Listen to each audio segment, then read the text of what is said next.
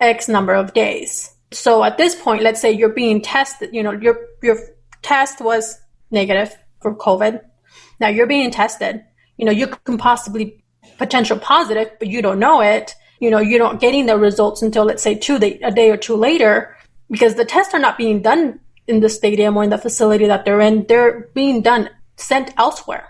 And then now you have, this situation too, where now there is an outbreak because there's a delay in getting the results of the test, and your players all around mingling together, coaches, the staff, who are, all of them, they're all socializing in a way or practicing during, in the same quarters. And now you have an outbreak. So, well, Joe and Paul, why is the testing process that much different for MLB as opposed to the NBA and the NHL? How could the NBA and NHL get their stuff tested and they come back with pretty much immediate results that none of their players or none of their staff members, or at least a very, very good majority of them, don't have the virus, and they can go on and move on with their business? But the MLB considerably lacks, like you said, Joe. Why is this different? Because there's one test. Everyone is in one spot. So you can administer all the tests. So the NBA has a system where in the morning you wake up, you go take your test. That's why Aiden missed the first part of the game, because he missed the test that night. So he had to take one in the morning, and then he couldn't come until he got the results. But when you have a testing center where everyone goes and takes the test at once, or not at once, but you know what I mean, the same spot, they get it all done. Baseball, you got people testing in Chicago and St. Louis and Milwaukee and here, and not every place is set up to have those. For whatever reason, I'm not even going to blame baseball for that, because as we see in the NFL, even they're getting a bunch of fake positives with that center out in New Jersey. So I'm not going to blame them. You're beholden to the situation that you have. So if you're playing in Milwaukee and Milwaukee doesn't have it set up where you can take an instant test, I'm not going to necessarily blame Major League Baseball for that. I could say maybe they should have spent the extra money to have a system set up, but maybe they couldn't. Maybe it's something they tried to do. The NHL, one spot. NBA, one spot. WNBA, one spot. When the outbreak happened with soccer, one spot. Baseball, everywhere. Ed, do you remember that rap song, It Don't Take All Day to Recognize Sunshine? Yeah. It doesn't take all day to recognize stupidity. It's not ignorance. It's stupid, because it was piss poor planning. Instead of saying we have piss poor planning, but when we get to the playoffs, we're going to accelerate that, and here's what we're going to do. It's, oh, wow, I really want us to, because I really made him. You know what Manfred did? Manfred cheated on his wife, and then his apology was, I really hope I get it right and don't cheat next time. The hell is that? That's basically what he did. As opposed to if you're gonna dog out, say when you got caught, you caught me. I apologize. You caught me. Going forward, I'm not going to do this. He couldn't even do that. It's still, you caught me, but I wish you didn't. But I'll apologize since I got caught and hope you don't catch me. Come on, dude. Again, I say this in a non-derogatory way. Baseball's audience is 50 years and older. For the most part, their core audience, and they're passing on. And they're not attracting young kids. And for a league that has a Tim Anderson, a Javi Baez, a Mike Trout, you have all these great players that you can showcase. Think about it. I want you to really stop and think about this. We're playing a 60-game sprint. How many Mike Trout commercials have you seen? How many Anderson commercials have you seen? How many Javi Baez commercials have you seen? How many Tatis commercials have you seen? Tatis is like killing it. He had a week that he just on fire, and you did nothing. So to tell me that he's saying this, it's not a surprise. I'm surprised that you're surprised that he's not doing anything. I'm surprised because Gary Bettman is laudably considered one of the worst commissioners in all of the four sports, if not the worst, yet he's got his company together. He's got the NHL together, and you would think that, if anything, the NHL might have been one of the worst ones because he's at the lead, and Rob Manfred would have at least had them, Major League Baseball maybe second to the NBA or maybe second to the NFL or second or third to the NFL behind Roger Goodell. But wow, I mean, they really dropped the ball hard for MLB on this season. And now now they see where they are with the situation. And the Mets are now coming up with coronavirus situations. They've got to cancel games in series. It just gets worse and worse. It goes from team to team. What's the next team that's going to have an outbreak? Cockroach system. Right. Spray the second floor, but you didn't spray the first. Then you spray the first, but you didn't spray the third. And instead of bombing the whole freaking building, you keep chasing the roaches from one floor to the next. That's all baseball's doing. They're chasing roaches. Yeah. Before we go on. I'm sorry. Before we go on, thank you guys for allowing me to join you tonight and be the third wheel of this awesome team. I really, truly appreciate it. And I hope I can do it again next week. Yeah. And I hope I can come back again next week to be on your program. One more time. Oh. Thank you very much for the opportunity, ma'am. You are. No, thank you for jumping on and coming on with us. So, just for our listeners, where can they get a hold of you and follow you? PLR on sports on the Twitter. Be careful. I was tweeting about Days of Our Lives again. It pissed me off. So you never know what I'm going to tweet about. Also, you can always get our stuff at the Sports Cave. And we are actually 1 o'clock every day. You can get us on BTR and Casual Sports Network. Casual Sports Network, they're nuts. They play me twice a day, every day. They're crazy. Twice of me. Ooh, I don't know who I paid for that. But anyway, 1 o'clock. 1 o'clock live. 1 o'clock. I know, 1 o'clock live. So check us out. Appreciate it very much. And thank you, Joanna, for this awesome opportunity. And I look forward to doing it again.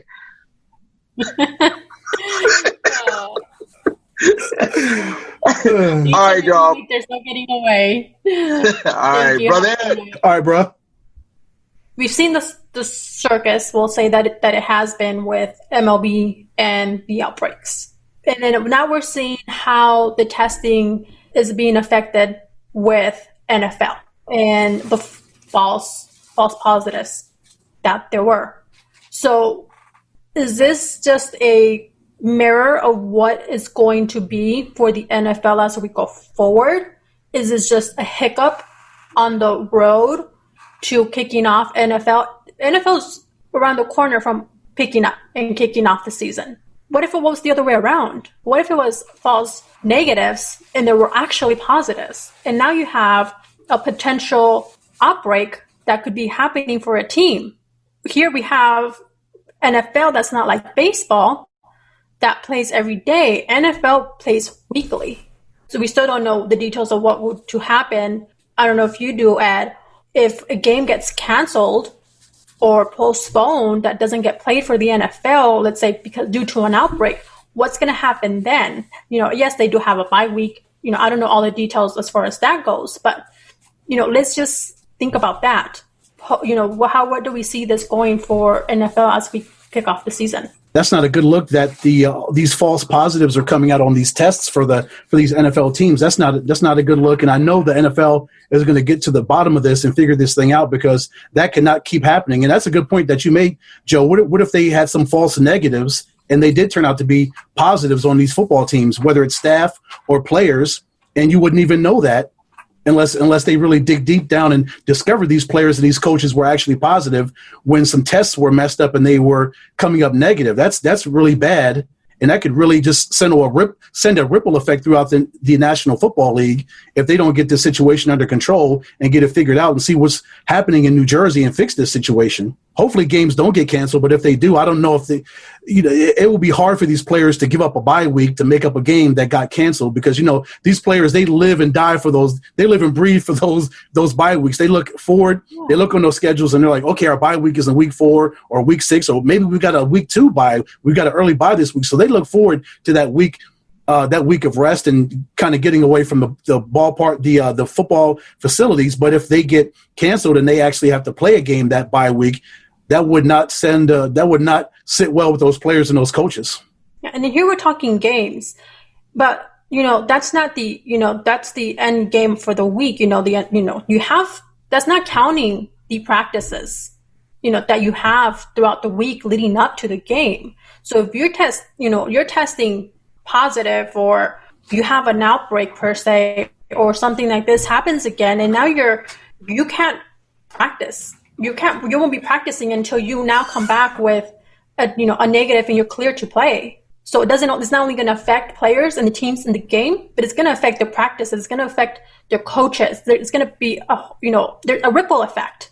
It is, and that just doesn't go for players. It goes for coaches too. Like, say one of the head coaches of one of these NFL teams comes down with coronavirus, and they have to be quarantined until they're actually cleared to come back to duty. Now everything has to get shifted as far as the coach is concerned. Maybe the offensive coordinator gets elevated to the head coach position, or the defensive coordinator gets elevated to the head coaching position. Now you have to move all these pieces around for your coaching staff, and that gets changed around as far as your game plan and how you approach these games and how you actually come with these players, and you actually teach them and you actually coach these players, like you said, during these practices during the week as you're preparing for a game. And now the coaches, the players have a different mentality, because now they're under different leadership that's been shifted because of this coronavirus. And now everything has to get it's a little bit topsy-turvy on these teams that actually have come down and contracted viruses with their coaching staff. And if it comes down to players, you have to do the same thing. You have to make concessions for a player or players that go under the coronavirus protocol until they actually come out of the quarantine and they're cleared. Now you maybe have to bring up somebody from the practice squad, or you sign somebody in free agency. You bring somebody off the street to kind of fill those positions as a body until that person or persons can come back off the protocol and they're cleared. It's crazy. With NFL, it's not as easy to do or to fill in, bring somebody in, as it is with baseball, because they have expanded rosters. They have others that they can go ahead and bring up. They're covered, in that essence. Their coaches, you have a little bit more of a leeway. They can do without for a small period of time. They do have practice squads, so they have players that they can bring up off the practice squad. And again, they still have free agents, like you said. But when it's a one game a week situation, that is kind of tough to make those decisions and make everything happen within a week's time. I agree with you. That's very tough to do. Yeah, it's a fluid situation. We said it in the past, and will continue to be.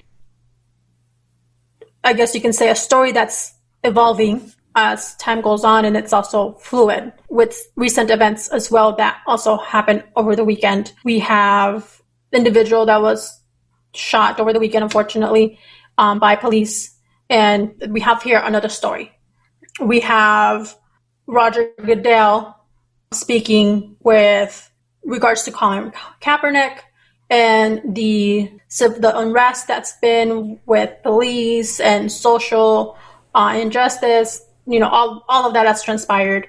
And we have Emmanuel Acho, who has, if you've seen it or you're familiar with it, Ed, the uncomfortable conversations with the black man, if I recall the title correctly. Mm-hmm. And he had Roger Goodell. He did an interview with him, and he spoke regarding the situation with Colin and when all of this first began, and seeing how it's all. Not only back then, but now where we are at today, and with just recent events. Here we go. We just I hate don't want to say this, but it's like it's happening, and it's going to continue to happen, unfortunately, until something is done. And Emmanuel, had a hard, difficult, and great conversation with the commissioner. The commissioner said that he should have listened when Colin Kaepernick first started the protesting. Back then, he wasn't clearly understanding what that meant. And now Roger Goodell has come out and forward and said that now he understands it and he knows.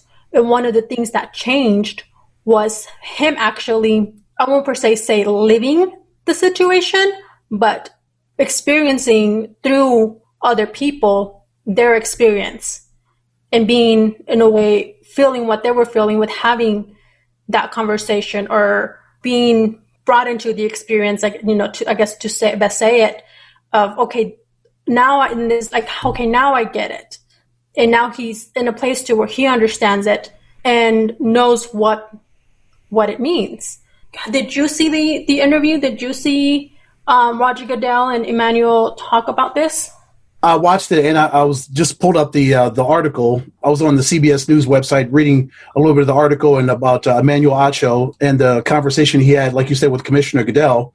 And it's just amazing to me that Commissioner Goodell didn't get it when Colin